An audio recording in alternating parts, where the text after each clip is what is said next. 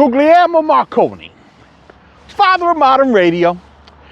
Here in Franklin Township, there's a park here dedicated to him because he had his radio stations posted around this area. However, there's a little bit of a problem with his honor. And let's just say, as far as fascist tech bros go, we gonna be talking about the OG of that shit. Here we go.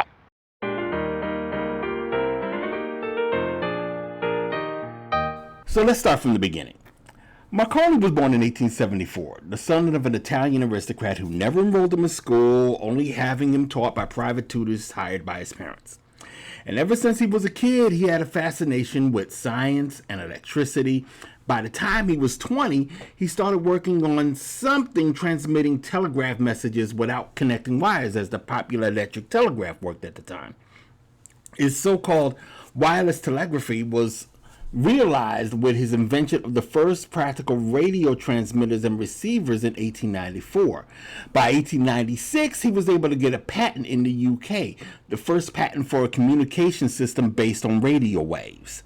By the turn of the century, the technology had grown significantly, especially among the shipping industry, who could now communicate with ships at sea, and the public became convinced of its value during the Titanic disaster, as its survivors were rescued by a ship 58 miles away that received SOS messages from the doomed ship. Marconi became wildly popular. By this time, he had already won the Nobel Prize in Physics for his work, but this cemented his legacy. In 1914, Marconi became a senator in the Senate of the Kingdom of Italy and was appointed Honorary Knight Grand Cross of the Royal Victorian Order in the UK. During World War I, Italy joined the Allied side of the conflict, and Marconi was a lieutenant in the Italian Royal Army and placed in charge of the Italian military's radio service. Also in 1914, the Marconi Wireless Telegraph Company of America, also known as America Marconi, completed the New Brunswick Marconi station and was going to be used by him as one of several towers in the area to receive transatlantic wireless messages. It was comprised of a huge 5,000-foot long antenna supported by 8 400 steel masts, and while there were few pictures of the facility, one of Albert Einstein visiting the station is probably the only one that exists. When World War I broke out, Marconi's plans that the station be used for commercial use was scuttled when the U.S. government confiscated the facility in 1917. After the war, Marconi's assets, including the station, was transferred from the Navy to a new reorganization of America Marconi called the Radio Corporation of America, RCA.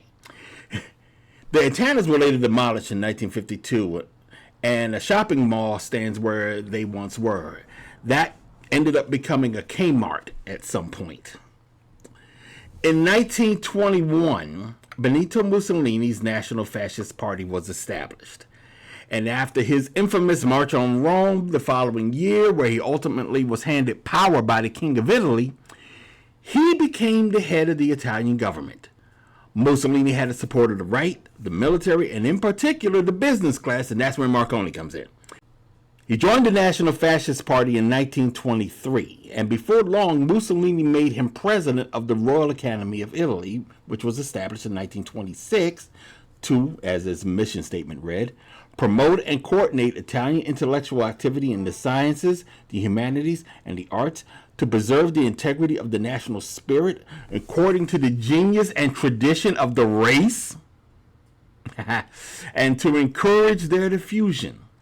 Marconi was a staunch defender of fascism and his role in spreading it, even boasting in a lecture, quote, "I reclaim the honor of being the first fascist in the field of radio telegraphy." He even offered to join Italy in its invasion of Haile Selassie's Ethiopia in 1935. The Ethiopian National Theater in Addis Ababa saw the beginning of its construction while under Italian occupation, and it was originally called the Cinema Marconi. And yes, Marconi despised Jews. When he became president of the Royal Academy of Italy, he blocked Jews from joining at the behest of Mussolini himself. Documents unearthed in Rome several years back show that when colleagues shortlisted Jewish scientists, he would mark the applications with an E, which would be the abbreviation for Ebreo, the Italian word for Jew.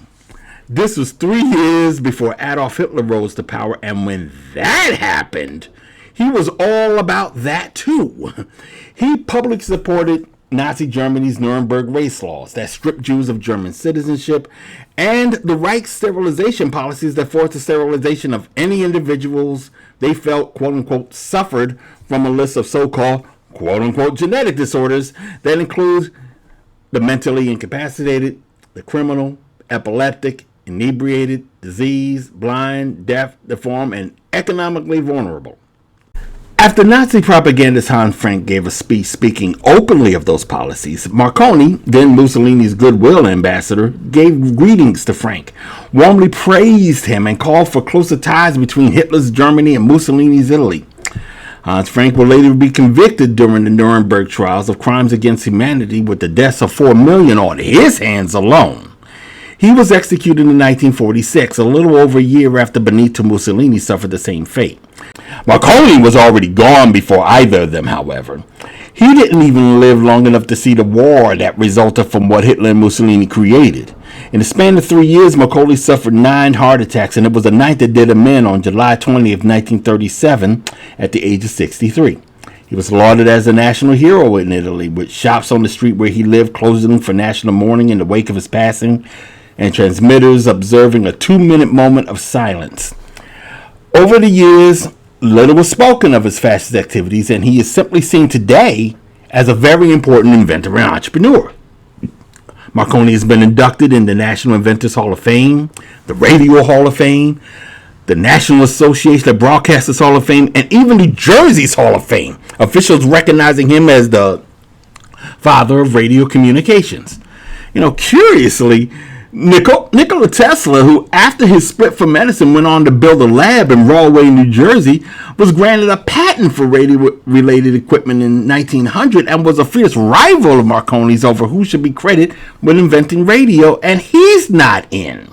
But then again, Tesla also believed in eugenics and rejected humanity's pursuit for freedom. Tech bros are going to tech bro. Little bit of an irony about when they dedicated this park to Mr. Marconi. It was April 26, 1992. At that time, we were all just waiting to see how the verdict in the Rodney King beating in LA was going to go down. And 3 days later, we found out. And they blew things up. It's kind of like a testament to what this guy was dedicating himself to, politically speaking, of course. In other words, we've been here before. And we're here now. Might be here again. We can handle it. Don't you worry. We can handle it.